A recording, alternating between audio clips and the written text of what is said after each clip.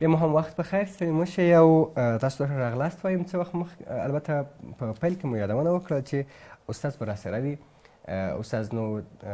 د ژورنالیزم او همداراز د سیاسي علومو په برخه کې 2 ماستریانې لري او بېلابېل سیمینارونو کې ګډون کړی، بېلابېل سیمینارونه یې ورکړي دي او همداراز د دې ترڅنګ په بېلابېلو برخو کې کتابونه لیکلي دي. په دې وروستیو کې کتاب د خدایي خدمتګار په نامه باندې چې په علومو اکاډمۍ کې مخکتنه هم وله او همداراز پر همدې کتاب باندې ورسره غږېږو. غواړو چې د دوی پر همدې د کتاب پر محتویاتو وغږېږو چې خدایي خدمتګار کې کوم محتویات پر ځای شوي دي او همداراز څومره اړینه ده په اوس وخت کې، په اوسنیو شرایطو کې د پاچا خان د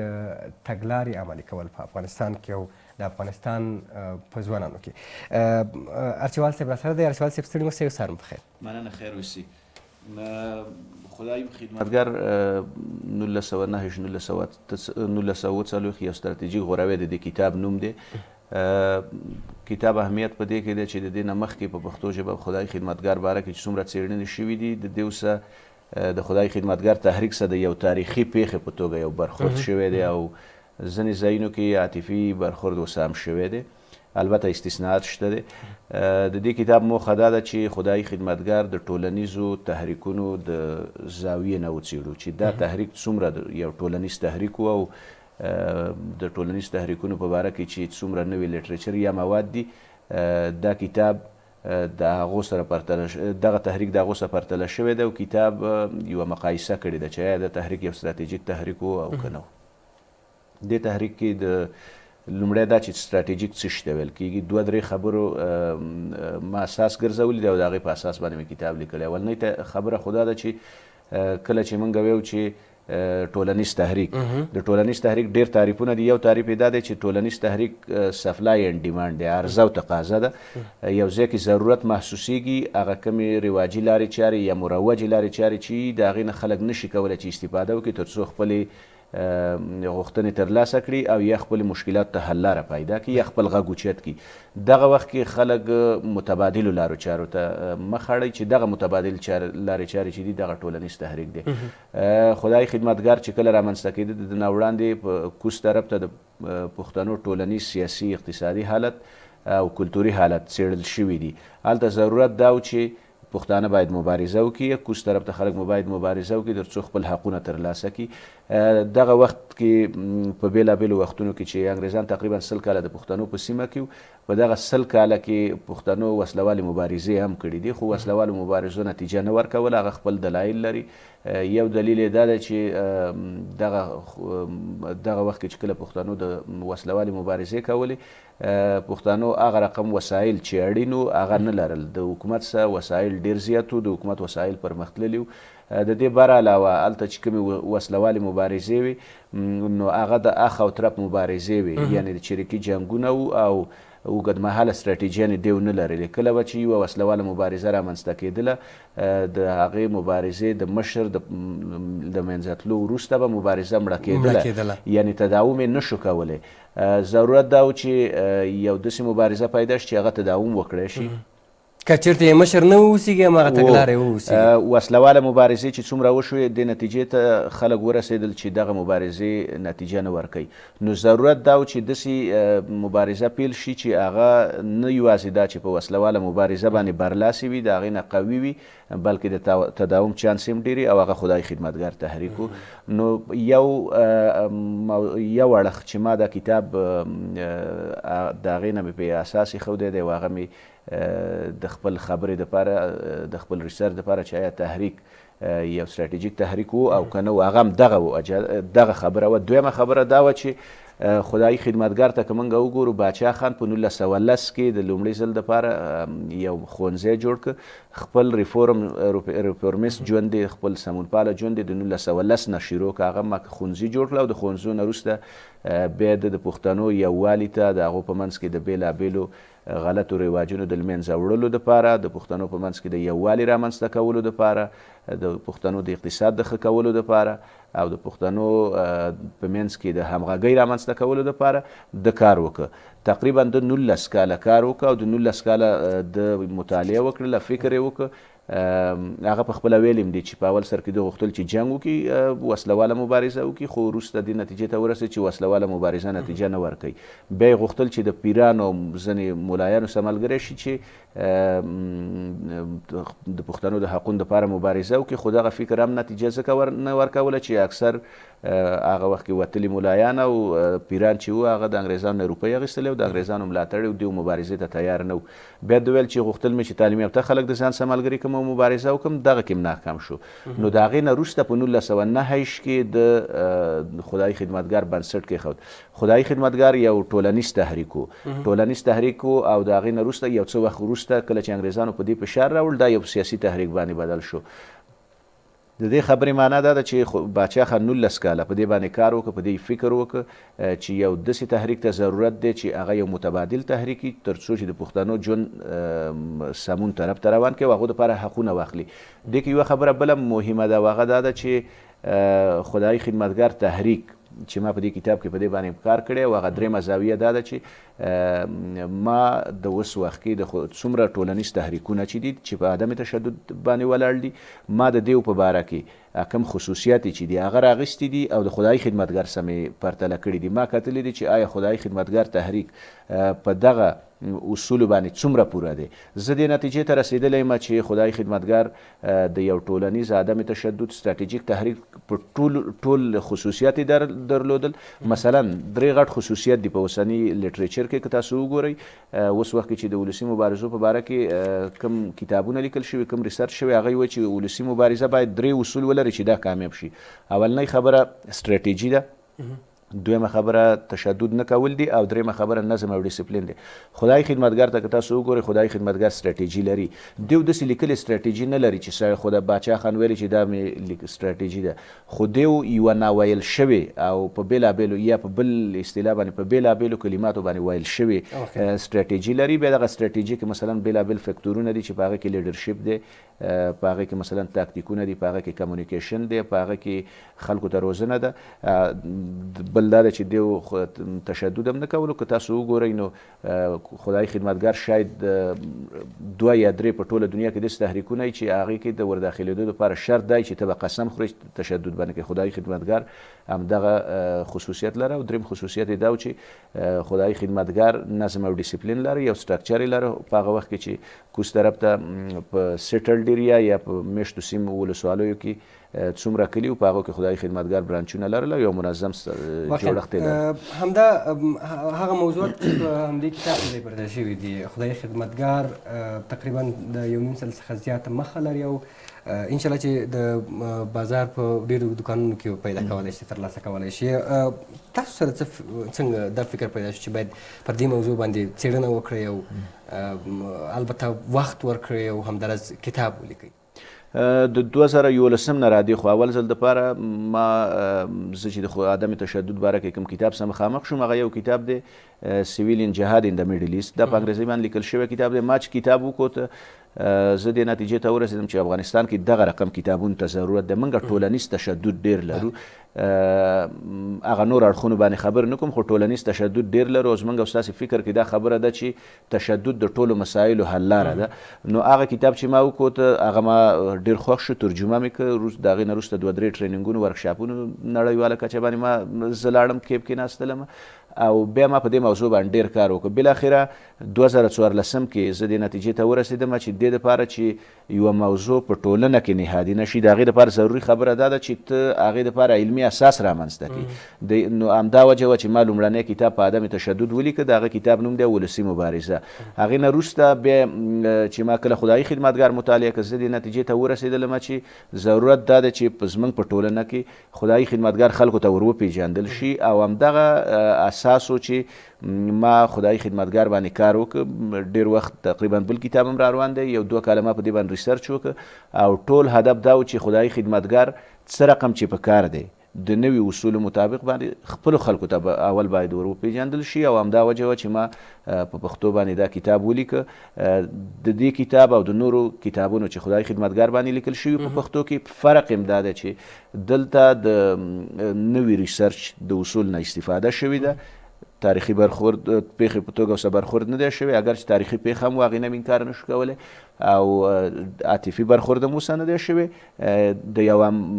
د ریسرچ یا د څېړنو د اصولو مطابق ما رفتار کړی دی او دا کتاب مې لیکلی په اوسنیو شرایطو کې د افغانستان حالاتو ته په کتلو سره دغسې حرکت په لاره اچول یا هم داسې کتاب لیکل یا هم داسې دې ته ورته مقالې لیکل تاسو په دې نامه باندې ټولنه هم لرئ څومره اړینه ده چې باید دغسې حرکت یا هم دغسې څه ولیکل شي چې ځوانان وهڅول شي او همداراز ځوانانو ته څومره ګټور دی دغسې کتابونه او دغسې ټولنې او دغسې فکر په افغانستان کې د روانو ستونزې بېلابېل لاملونه لري دوه درې غټ لاملونه دي یو لامل یې دا دی چې زمونږ اکثره خلک د روان حالاتو دپاره موږ ویو چې پلانکي داسې وکړه او پلانکي دا وکړه موږ مسؤلیت په نورو خلکو باندې وراچوو دغه پیسیفیزم یو قسم موجود دی یعنی موږ په خپله نه راپاڅېږو چې یو کار ته ملا وتړو او د تغییر دپاره کار وکړو دا یو مشکل دی دویم مشکل دا دی چې زمونږ په ذهن کې 40 کاله موږ تقریبا په وسلوال جنګ کې اخته او لانجه روانه ده زمونږ په ذهن کې دا خبره ډیره قوي ریښې لري چې موږ فکر کوو چې هر تغییر یا هر بدلون د راوستو دپاره زور کارول ضرور دي دا دوه وجې دي چې زه فکر کوم دا کتاب یا خدای خدمتګار په شان تحریک یا د عدم تشدد تحریک یا د عدم تشدد کړنې دا ضرور دي ځکه د عدم تشدد هدف یوازې دا هدف دا هرگز نه دی چې ته خلکو ته وایې چې تاسو غلی شئ کار مه کوئ دلته ته خلک موبلایز کې خلک متحرک کې خلکو ته وایې چې تاسو راپاڅېږئ تغییر دپاره کار وکئ خو یوازینی شرط دا دی چې د زور زیاتي نه کار مه اخلئ دا یوه خبره دویمه خبره دا ده چې کله چې موږ د عدم تشدد باره کې خبرې کوو عدم تشدد موږ په حقیقت کې دغه د پاور پیراډایم یا د واک په باره کې چې کوم فکر موجود دی موږ هغه ته تغییر ورکوو د واک په باره کې عمومي فکر دا دی چې هر څه تغییر چې راولي واکمنې راولي یا څوک چې په سر کې دی هغه راولي عدم تشدد مفکوره وایي چې پاور یا واک چې دی په ټولنه کې هر سړی لري معنا یې دا ده که موږ او تاسې وغواړو هر یو فرد وغواړي په ټولنه کې تغییر راولي هغه تغییر راوستی شي و لارې ورته شته دی داسې نه ده چې یو کس راپاڅېږي او دستي وایي زه تغییر راولم هغه به نور خلک موبلایز کوي خلک به ځان سره ملګري کوي د هغې دپاره به یوه ستراتیجي جوړه یو کار به کوي نو همدا دوه مشکلات زموږ او ستاسې د روانو مشکلاتو اساسي مشکلات دي اساسي لاملونه دي نو دغه رقم کتابونه چې دي خلک تشویقوي خلکو ته هغه علمي اساس ورکوي چې بیا د دغه علمي اساس په اساس باندې د خلکو فکر تغییر خوري او کله چې د خلکو فکر تغییر وخوري خلک بیا عمل کوي نو ځکه زه فکر کوم چې 40 کاله زور زیاتی وشو 40 کاله زموږ او ستاسې ولس اگر چې ډېر څه کړي دي خو هغه رقم چې په کار دی هغه رقم نه کوي همیشه موږ واکمنو ته ګورو همیشه موږ خپل مسؤلیت په نورو خلکو باندې وراچوو نو ځکه دا کتاب چې دی په دې وخت کې دا ډېر زیات ضرور دی څومره ځوانان ستاسو په اند باندې په اوسنیو شرایطو کې دا کتاب شو د دې کتاب نه مخکې نور کتابونه هم داسې مخکې تاسو ټولنه درلودله او همداراز دغه د پاچا خان ورځې هم دلته لمانځل کېږي تلینې لمانځل کېږي څه فکر کوئ د ځوانانو په ذهنونو کې د پاچا خان تګلاره څنګه ارزوئ د نن نه تقریبا دغه 1980 کې کله چې اکثریت خلک مهاجر وو موږ مهاجر وو باچا خان زموږ خلکو نه و مطالعه کړی صحیح د ده په باره کې ډېر غلط فکر موجود و شاید موږ هم یو دغه خلکو نه و موږ هلته په هغه ځایي مکتبونو کې و د مهاجرو مکتبونو کې نه و په ځایي مکتبونو کې و د صوبه سرحد هلته اسلام پاله ګوندونه و هغوی د باچا خان باره کې خلکو ته داسې فکر ورکاوه چې دا یو کمونست دی حقیقت د دې برعکس و کیدای شي موږ هم د باچا خان خلاف نارې والي او ځکه حالت هغلته داسې و خو دغه حالت تغییر کړی دی کله چې اوس باچا خان خلکو ډېر مطالعه کړل خلک دې نتیجې ته ورسېد چې باچا خان د دې برعکس یو کس و هغه چې کله مبارزه شروع کوله هغه د دیوبند د یو شمېر علماو سره مشوره کوله وخت په وخت هلته ورتله او د هغې نه وروسته د مبارزه شروع کړې ده او په خپل هم یو عالم او مسلمان سړی او بلکې موحد سړی نو باچا خان اوس وخت کې موږ تقریبا د 1400 یا 1400 پورې ځوانان په بېلابېلو ولایتونو کې په عدم تشدد کې ټریننګ کړي دي او په عدم تشدد کې یو بحث به دې وي چې خدای خدمتګار تحریک څه شی او باچا خان څوک و دغه د ځوانانو سره د باچا خان باره کې فکر ډېر تغییر خوړلی دی پخوا دا ډېره ګرانه وه چې په ځینو ځایونو کې ته د باچا خان باره کې خبرې وکړې چې دا بدقسمتي وه اوس که تاسو وګورئ په ډېرو ولایتونو کې تقریبا 4-5 ولایتونو کې زه کسان پیژنم چې په باچا خان او خدایي خدمتګار باندې دوی تحقیق کړی مونوګرافونه یې پې لیکلي دي او د ځوانانو سره یو فکر پیدا شوی د باچا خان ورځ کېدای شي حکومت یې زموږ ونه لمانځي خو د باچا خان ورځ په کونړ کې په پکتیا کې په بېلابېلو ځوانان یې لمانځي چې دا د ده ورځ لمانځل په خپله د فکر یو غټ تغییر دی د باچا خان باره کې. نو زه فکر کوم چې د دپاره نور کار هم ضرور دی چې موږ باچا خان خلکو ته صحیح معرفي کو په علمي اصولو باندې ور معرفي کو چې دا څوک او تحریک یې څه غوښتل. واقعا په همدې هیله باندې یو چې دغسې کتابونه او همداراز دغسې سیمینارونه نور هم په افغانستان کې او په بېلابېلو ټولنو کې بېلابېلو ځایونو کې دایر شي او همداراز تر څو ځوانانو ته دا فکر ورکړل شي چې پاچا خان څوک و. په دې باندې باوري چې تاسو مخکې یاد وکړل چې کلونه را په دې خوا اوس د پاچا خان په اړه باندې هغه فکر ذهن تغیر شوی دی. لا هم داسې کسان به وي چې پاچا خان تر اوسه پورې نه پېژني د هغه مبارزه ځینې خبر نه دی چې څه ډول ده.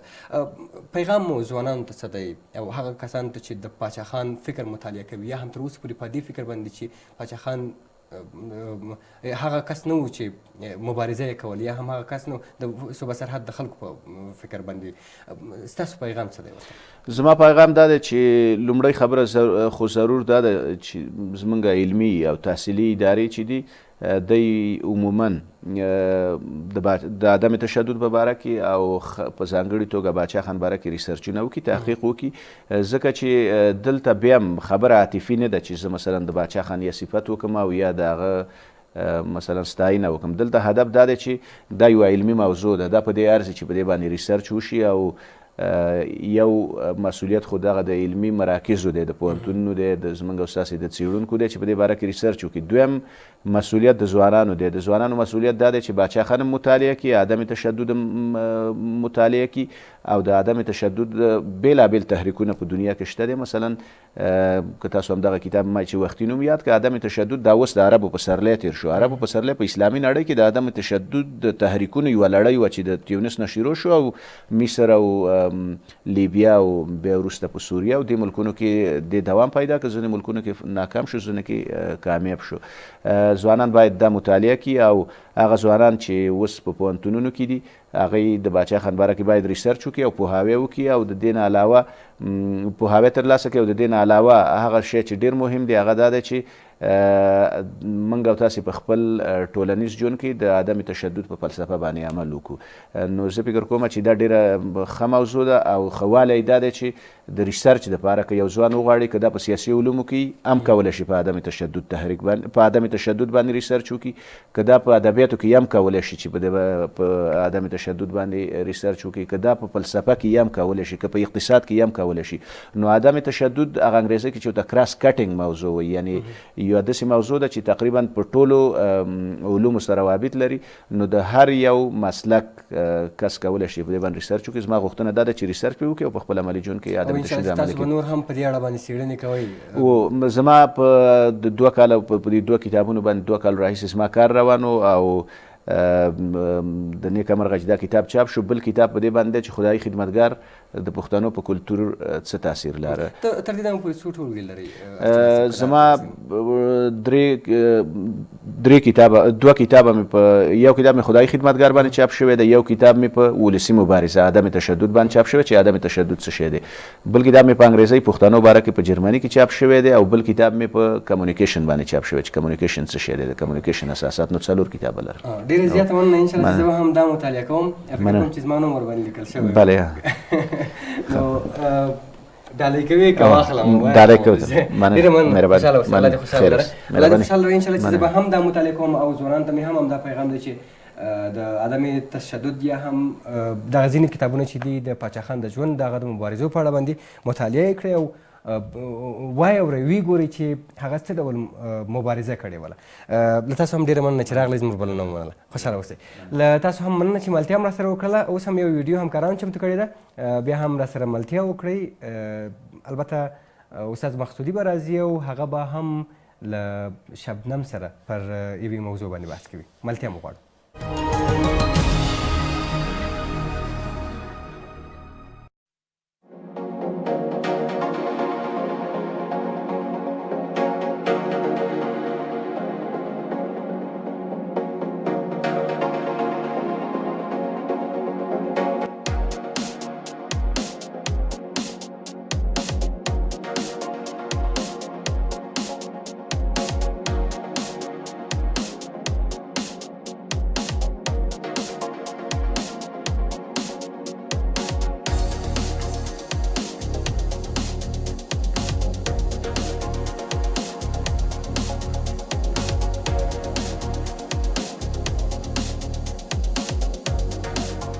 معرفی ولایت ننگرهار.